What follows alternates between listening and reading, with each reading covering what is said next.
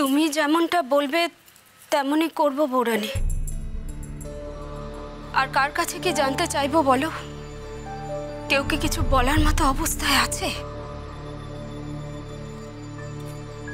সবাই যা খায় তাই করো ননিদি। শুধু আগে রাঙামা নিরামিষ রান্নাগুলো করে নিও, তারপর সবারটা করো। হ্যাঁ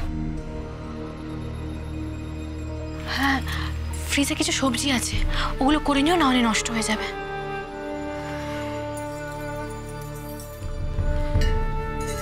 বলছি সে না হয় করবো, কিন্তু কেউ কি এত খাবার মুখে তুলবে? অভ্র দাদাটা এত খেতে ভালোবাসতো, কিছু রান্না করতে গেলেই না বারবার মুখটা মনে পড়ছে।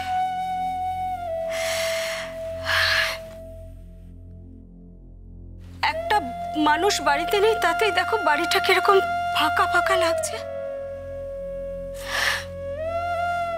আসলে অভ্র দাদাই তো সারা বাড়িটাকে জমিয়ে রাখতো, তাই না?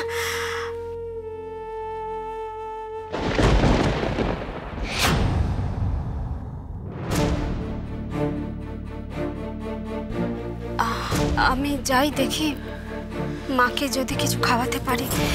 ওষুধগুলো তো খাওয়াতে হবে, তাই না?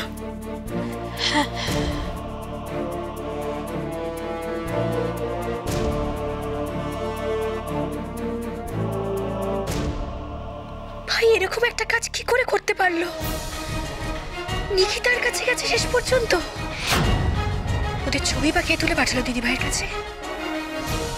ভাই নিজে নাকি অন্য কেউ? কি তার উদ্দেশ্য? হ্যাঁ ওলি, অভ্র পাঠিয়েছে। তার মানে বুঝতে পারছো এই ছবিগুলো দেখেছে তোমার ছোটদা ভাই কতটা ভালো আছে, কতটা ফুর্তিতে আছে। কিন্তু এটা তো অন্য নাম্বার। ভুল করে ওলি অন্য নাম্বার হলে এই ছবিটা তো আর ভুল হতে পারে না। যেটা দেখছি সেটা তো আর মিথ্যে হতে পারে না। তার মানে বুঝতে পারছো তোমার ছোটদা ভাই নাটক করে ড্রামা করে বাড়ি থেকে বেরিয়ে গেছে, শুধুমাত্র একটা বাহানা নিয়ে বেরিয়ে গেছে। আর আমরা এই বাড়ির প্রত্যেকটা সদস্য ওকে নিয়ে শুধু শুধু টেনশন করছি বোকার মতো। বৌমনি, হতেও তো পারে যে এটা হয়তো কোনো কি বলি আমি জাস্ট ভাবতে পারছি না শেষমেশ অভ্রই নিকিতার সঙ্গে ওর রিলেশনশিপ আছে। বুঝতে পারছো ওলি ব্যাপারটা আজকে না, অনেক দিন ধরেই চলছে ঘটনাটা। ও শুধুমাত্র একটা ছুতো দরকার ছিল। মানে কি বলতে চাইছো? মানে আমি তোমায় বোঝাচ্ছি, এই সংসারে অশান্তি আমাকে দোষারোপ করে সবটাই ওর বাহানা ছিল এই বাড়ি ছেড়ে চলে যাওয়ার। শুধু সবসময় নিকিতার সঙ্গে থাকতে চেয়েছিল। আর ও কি ভেবেছিল জানো তো? ও ভেবেছিল আমি এই বাড়ি থেকে চলে যাবো আর সেই ফাঁকে ওই মেয়েটাকে নিয়ে এই বাড়িতে এসে ঢুকবে। না বৌমনি, তুমি ভুল ভাবছো। আমাদের ছোটদা ভাই ওরকম ক্যারেক্টারের মানুষই না। কলি প্লিজ, তুমি অ্যাটলিস্ট আমাকে এবারে ছেলেদের ক্যারেক্টার নিয়ে কথা বলতে এসো না। অনেক তো দেখলাম কনকের জীবনটা পিস্তা চালিয়ে পুড়িয়ে ছাড়খাড় করে দিয়েছে, আর ওই নিকিতা আমার জীবনটাকে ছাড়খাড় করার প্ল্যান করছে। কিন্তু না, আমি সেটা কিছুতেই হতে দেব না। বৌমনি তুমি শোনো, তুমি হঠকারিতার মধ্যে কোনো রকমের সিদ্ধান্ত নিও না। দেখো বাড়িতে বড়রা আছে না, ওরা তোমার প্রতি কোনো অন্যায় হতে দেবে না। তুমি বিশ্বাস করো আমার কথা। এক্স্যাক্টলি, বাড়িতে বড়রা আছে তাই বাড়ির বড়রা এই বাড়ির ছেলেকেই সাপোর্ট করবে, আমাকে না। কেন বলো তো? কারণ আমি তো এবারের মেয়ে না, আমি তো এবারের বউ, বাইরের মেয়ে। তাই যা করার আমাকেই করতে হবে। আর হ্যাঁ, অভ্রকে এটা বুঝিয়ে দিতে হবে যে ও নিজে বাহানা করে সংসারটা ছেড়ে গেছে, আর আমি ওর মতো একজন নোংরা চরিত্রহীন ছেলের সঙ্গে কিছুতেই সংসার করবো না। কি করবে তুমি? চলে যাবো, আমি চলে যাবো যেদিকে আমার দু চোখ যায়। আমি চলে যাবো। তোমার বাচ্চারা? ওদের তাই তো আমার একা নয়। বৌমনি দেখো, আমি তোমাদের থেকে বয়সে অনেকটা ছোট, কিন্তু আমি এটা জানি কিছু এরকম ব্যাপার আছে যেগুলো একতরফা দেখলে কিছু ভুল থেকেই যায়। তুমি ব্যাপারটা একটু তলিয়ে দেখো, দেখবে আস্তে আস্তে ভুল বোঝাবুঝিগুলো মিটে যাচ্ছে। না, আমি অনেক ভেবে দেখেছি। অবশ্য হ্যাঁ, অভ্র তো তোমার ছোটদা ভাই, তাই ওর চরিত্র নিয়ে তোমার মনে কোনো সংশয় থাকবে না, এটাই স্বাভাবিক। কিন্তু আমার মনে আছে ওকে নিয়ে সংশয়। আর অভ্রকে এটা বুঝতে হবে যে আমি কনক নই, যে সবকিছু আমি মেনে নেব। আমার নাম ঝেলমেল। এসব কি শুনছি ছোট মা? অভ্র নাকি?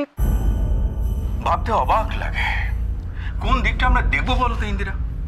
ব্যবসার অবস্থা তো ভালো নয়, সব কিছু যেন কিরম এলোমেলো হয়ে যাচ্ছে। ছোট মা, আমি কি অভ্রকে ফিরিয়ে আনতে যাব? কোনো লাভ হবে তাতে তোমার মনে হয়? ও যথেষ্ট ম্যাচিওর সাত্তকী, অ্যাডাল্ট। আচ্ছা ইন্দিরা, ব্যাপারটা আমরা যেরকমভাবে দেখছি সেটা তো নাও হতে পারে। অভ্র আমার ছেলে বলে বলছি না, ও তো ঠিক এরকম নয়। আচ্ছা, ছবিগুলো যদি কেউ কোনো ইন্টেনশন নিয়ে বাড়িতে পাঠিয়ে থাকে তাহলে? আবার একটা কোনো কনস্পিরেসি হচ্ছে। আমাদের ইমিডিয়েটলি নিকিতার সাথে দেখা করা উচিত। অভ্রকে এর মধ্যে ফিরিয়ে না আনতে পারলে কিন্তু আরো বড় কিছু হতে পারে। আমারও তাই মনে হয়, কিন্তু কি জানিস, কোথাও যেন কি একটা হেজিটেশন। কেন জেঠুমনি? তোমরা যদি কিছু বলতে না পারো তাহলে তাহলে আমি ওকে বোঝাবো। ও যেটা করছে সেটা ঠিক নয়। ও যদি কোনোভাবে নিকিতার সাথে ইনভলভ হয়ে যায় তাহলে তাহলে সেটা আমাদের আটকাতে হবে। ওকে মনে করিয়ে দিতে হবে যে ওর একটা ফ্যামিলি আছে, ওর বাচ্চারা আছে। শান্ত হও সাত্তকী, শান্ত হও। আমি একটা কথা বলতে পারি তোমাদের, যে অভ্রকে ওপর থেকে দেখে যতটা ইম্যাচিওর, যতটা ছেলে মানুষ বলে মনে হয়, ও অ্যাকচুয়ালি তা নয়। যথেষ্ট ম্যাচিওর ছেলে। আমার মনে হয় না ও সেরকম কোনো ভুল কাজ করবে বলে। একটু শান্ত হতে দাও ওকে, আমি নিজে গিয়ে ওর সঙ্গে কথা বলবো। কিন্তু কিন্তু তারপরে বাড়ির কি অবস্থা হবে সেটা ভেবে দেখেছো? অভ্র যদি ওই মানে সাত্তকী যেটা বলছে সেটা যদি সত্যি হয় তাহলে তো। এই সময় তো ধৈর্য হারালে চলবে না দাদা। আর যে মানসিক অবস্থায় অভ্র বাড়ি ছেড়েছে তারপর থেকে খুব একটা বেশি সময় পার করিনি আমরা। ও নিজেও এখন ভীষণ অশান্ত হয়ে আছে, ওকে একটু শান্ত হতে দিন। কিন্তু ছোট মা, এই সময়ের মধ্যে যদি কিছু কিছু বিপদ হয়ে যায়? বিপদ তো এখনই বড় সাত্তকী। অভ্র আর ঝিলমিলের সম্পর্কটা একটা সুতোয় দাঁড়িয়ে আছে, যে কোনো মুহূর্তে ছিঁড়ে পড়তে পারে। এই ব্যাপারে তোমার উপর আমার পুরো ভরসা আছে ইন্দিরা, তুমি যা ভালো বোঝো তাই করো। চিন্তা করবেন না দাদা, ঘরে যান, রেস্ট নিন। সাত্তকী তুমিও যাও। ভাববেন না দাদা, আমি এখনো হাল ছাড়িনি। ও হ্যাঁ ছোট মা, এই অফিসের পেপারসগুলো আমাকে দিও তো। এসবের জন্য যেন আমাদের বিজনেস না অ্যাফেক্টেড হয়। কোন পেপারস? ওই পেপারসগুলো যেগুলো অভ্রকে দায়িত্ব দিয়েছিলাম, এখন মনে হচ্ছে আমাকেই সব দেখতে হবে। কিন্তু তুমি তো আমাকে কোনো পেপারস দাওনি সাত্তকী। মানে আমি তো রাধাদির হাত দিয়ে তোমাকে সব পাঠিয়ে দিয়েছিলাম। রাধা? রাধা আমাকে কোনো পেপারস দেয়নি। তাছাড়া কোথায় সে? তাকে তো সারাদিনে বাড়ি দেখতেই পাই না। খোঁজ নিলে জানতে পারি শুধু নাকি নিজের ঘরে থাকে। ঠিকই তো, তোমার কথা আমারও মনে হচ্ছে। রাধা যে বাড়িতে থাকে সেটা তো বোঝাই যায় না। সাত্তকী যাও তো, ওকে ডাকো, বলো আমি এখনই ওর সঙ্গে কথা বলতে চাই, এখনই। আচ্ছা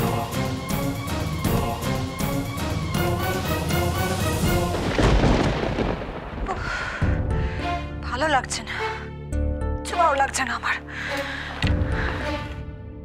বাড়িটা একবার দমটা বন্ধ হয়ে আসছে। একা এই বাড়িতে কি যে করবো?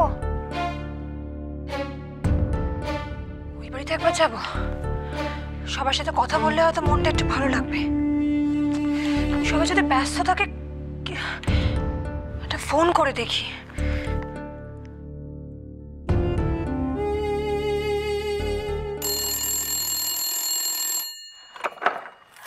হ্যালো হ্যালো বৌরানি, আমি বলছি।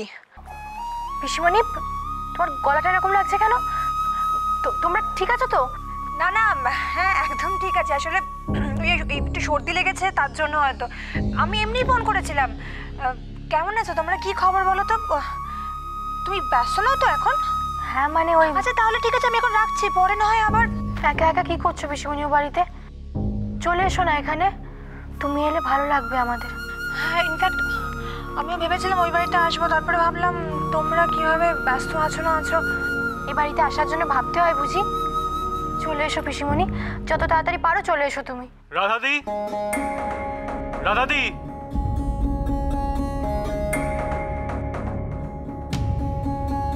রাধাদি, আসছি। কি ব্যাপার? ও হঠাৎ রাধাদিকে ডাকলো, আর রাধাদিও কেমন যেন। Hello hello বৌরানি।